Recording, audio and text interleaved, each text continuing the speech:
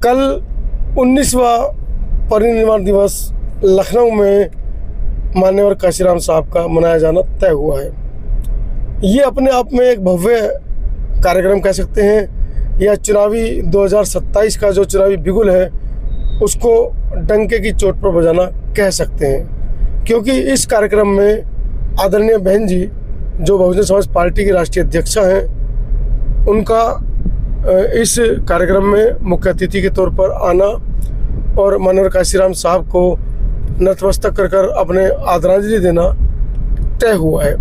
एक बड़े लंबे समय के बाद जो लोग ये कहते थे कि बहन जी घर से बाहर नहीं निकल रही हैं, शायद उनको एक करारा जवाब मिलेगा, क्योंकि आदरणीय बहन जी या कहें कि बसपा जो मिशन है वो बार बार कहते हैं कि हमारे लोग सड़कों पर नहीं उतरने चाहिए, हमारे लोगों के पास वो व्यवस्था है, वो आर्थिक संसाधन नहीं है।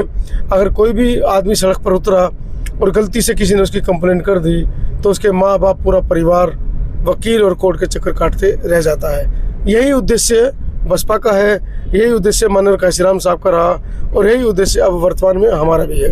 हम भी यही चाहते हैं कि गर्म खून, गर्म दल और नरम दल जो है वो आपस में सहमति एक दूसरे को दे और कहीं ना कहीं नरम दल की तरफ रुख अख्तियार करे। मैं लखनऊ पहुंच चुका हूं। कल 9 तारीख को जो आदरणीय बहन जी और बसपा की तरफ से जो पूरे उत्तर प्रदेश की टीम को आह्वान किया गया है कि माननीय काशीराम साहब का 19वां परिनिर्वाण दिवस लखनऊ में बतौर माननीय बहन जी उसकी मुख्य अतिथि हैं, वो जो जन आंदोलन है या जितने लाखों की संख्या में लोग वहाँ पर आ रहे हैं उनको संबोधित करेंगे। मेरे साथ इस समय बहुजन समाज पार्टी के पूर्व प्रभारी माननीय आज़ाद साहब, MP आज़ाद साहब हैं और सीधा लेकर चलता हूं और उनसे जानने की कोशिश करेंगे, क्योंकि लखनऊ ही नहीं उत्तर प्रदेश के अंदर लगभग 75 राज्य हैं जो इस समय नीले हो गए हैं।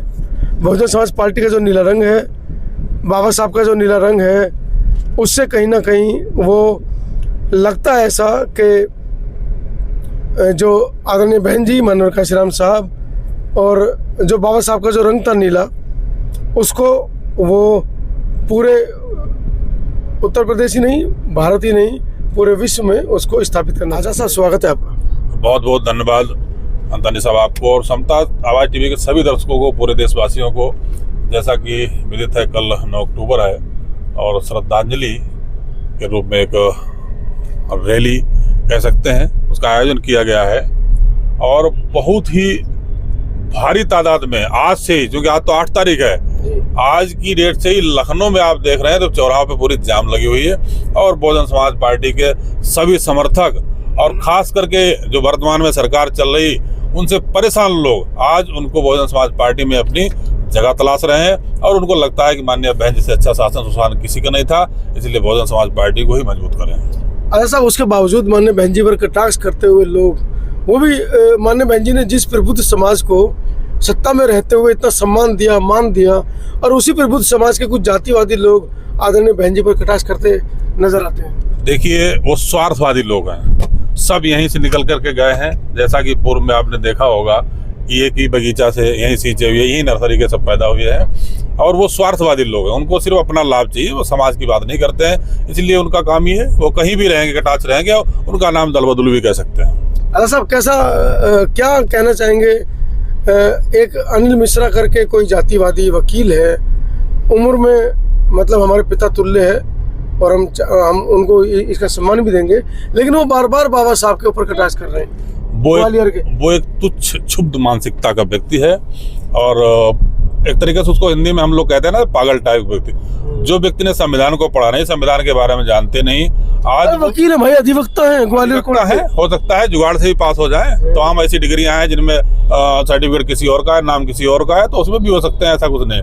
उन्होंने जिस शब्द का प्रयोग किया, जिस चीज का प्रयोग किया है, बहुत ही निंदनीय है और उनको इस चीज की माफी मांगनी चाहिए और माफी नहीं मांगते बहुजन समाज आज पूरा रोड पर है, क्योंकि उन्होंने हमारे महापुरुष, हमारे भगवान के लिए जो टिप्पणी की है बहुत ही गलत है। एक मैडम है, नई पैदा हुई हैं, नाम भी हमने नहीं सुना और मैं लेना भी नहीं चाहता, वो मैडम आदरणीय बहन जी के लिए अपशब्द का प्रयोग करती है। कोई भी कर सकता है, स्वतंत्रता है, लेकिन होता क्या, बाद में माफी मांगनी पड़ती है। बाद में माफी मांगनी, अभी तो क्या है, तहस में आकर के कुछ भी बोल दिया, उसके बाद माफी मांगते हैं। तो ये सब शुद्ध मानसिकता के लोग हैं, और खास करके ये नहीं चाहते हैं कि शेड्यूल कास्ट का, शेड्यूल टाइप का व्यक्ति कोई शासन सत्ता में आए, कोई सरकार में आए, और खास करके यूपी जैसे प्रदेश का मुख्यमंत्री बने। आपके सीआई के ऊपर जूता फेंक के मारा है, बताइए कितनी निंदनीय घटना। हाँ, तो मैं आपको बता चुका हूँ, क्षुब्ध मानसिकता के व्यक्ति हैं, और ऐसे जो कि शेड्यूल कास्ट के भारत में सबसे पहली बार हमारे chief justice of supreme court बने हैं, तो इनको ये हजम नहीं हो रहा है। इनको ये चीज हजम नहीं हो रही है कि मैं वो ये कह रहा है, जूता मारने वाला वो भी वकील है, पढ़ा लिखा है, वो ये कह रहा है कि मेरे सपने में देवी आई। देखो, वकील होना अलग बात है, पढ़ा लिखा होना अलग बात है, लेकिन उनकी मानसिकता क्या है? उनकी मानसिकता, अभी तक तो उन्होंने गुलाम बना के रखा हमको, अभी तक तो उनके कहे अनुसार चले, जातिवादी मानसिकता रही उनकी, और आज उनको लगता है कि मुझे यहाँ सलूट मारना पड़ रहा, माय लॉर्ड, मुझे भगवान बोलना पड़ रहा है इनको। सबसे दिक्कत तो ये है कि माय लॉर्ड माने क्या है, मेरा भगवान। तो वो उनको तकलीफ ये है कि मैं इस व्यक्ति को ऐसे भगवान बोल सकता हूँ, और क्या, दलित को। इसीलिए तो अभी यहाँ पर कोई और होता, पर कास्ट का व्यक्ति होता और कोई होता, तो इनकी कोई दिक्कत नहीं, वो 100 गलती करता। जबकि सीजीआई गवई साहब से अच्छा व्यक्ति कोई नहीं, आज तक किसी भी धर्म पर, किसी भी जात पर उन्होंने टिप्पणी नहीं की। उन्होंने संविधान का पूरा आकलन किया, संविधान को पढ़ा है, और संवैधानिक के आधार पर ही वो डिसीजन लेते हैं। किसी एक, अब जब से वो चीफ जस्टिस है, उसके बाद सीजीआई बने, कभी एक उनका कोई ऐसा मुकदमा उठा के दिखाया जिसमें उन्होंने जातिवादी मानसिकता की बात की हो, या उन्होंने धर्मवादी मानसिकता की बात की हो। लेकिन दलित परिवार में पैदा हुए ना, बस ये सबसे बड़ी गलती है ना। आज हमारे भारत देश में जो रामनाथ कोविंद है, वर्तमान में राष्ट्रपति हैं मुर्मू जी, हाँ, वो दोनों ही दलित परिवार के, लेकिन सीढ़ी मंदिर के अंदर नहीं घुस पाए। देखो ऐसा है, वो देखो हमारे प्रथम देश की नागरिक माननीय जो राष्ट्रपति जी हैं, मैं सम्मान करता हूँ, लेकिन वो एक कथित पार्टी की व्यक्ति है। वो शेड्यूल कास्ट को सिर्फ बीजेपी को वोट लेना है, इसलिए बनाया गया। रिमोट कंट्रोल वहाँ आरएसएस भागवत जी के पास है, जैसा वो बोलेंगे वैसा वो करते हैं। तो वो हम सिर्फ ये तो कह सकते हैं शेड्यूल कास्ट की है, लेकिन शेड्यूल कास्ट की बात करने की ताकत हिम्मत नहीं है उनमें, न कर सकते हैं। अच्छा, कल लखनऊ के अंदर महारैली है, क्या लोगों से अपील करना चाहेंगे? हम महारैली तो नहीं कह सकते, लेकिन महाश्रद्धांजलि है जो मानवर साहब को 19वीं महापरिनिर्वाण दिवस पर दी जा रही है, और पूरे देश प्रदेश के लोग आ रहे हैं माननीय बहन जी के आह्वान पे। और मुझे लगता है कि सबसे बड़ी श्रद्धांजलि उनको ये होगी मानवर काशीराम साहब को, जिन्होंने हम लोगों सोती कौम को जगाया है। इस बार 5वीं बार बहुजन समाज पार्टी की सरकार बनाइए, इससे बड़ी श्रद्धांजलि कोई नहीं होगी। अपने हक अधिकार के लिए लड़िए, अपना हुक्मरान बनिए। सरकार बनाने में कामयाब होंगे? 100% कामयाब होंगे। कैसे? वर्तमान के हालात नहीं देख रहे? अभी जीएसटी वाला लहर भी कह सकते हैं। वर्तमान के जो हालात हैं, अभी जीएसटी में कुछ चीजें छोड़ी गई, तो मैं तो पूछ रहा था जीएसटी लाया कौन था जी? जीएसटी लाया कौन था? पेट्रोल में 1-2 रुपया छोड़ दिया, बढ़ाया किसने था? गैस में 50 रुपए कम किया, 950 किया, जो 900-1200 की तक बिक गई। कहाँ 400-450 मिलते थे। 1,20,000 रुपए तोले सोना तो हमारा गरीब आदमी पहन ही नहीं पाता था। अब थोड़ा पहनने लायक जब बना, तो उसकी भी हालत देखिए कहाँ पहुंच गई।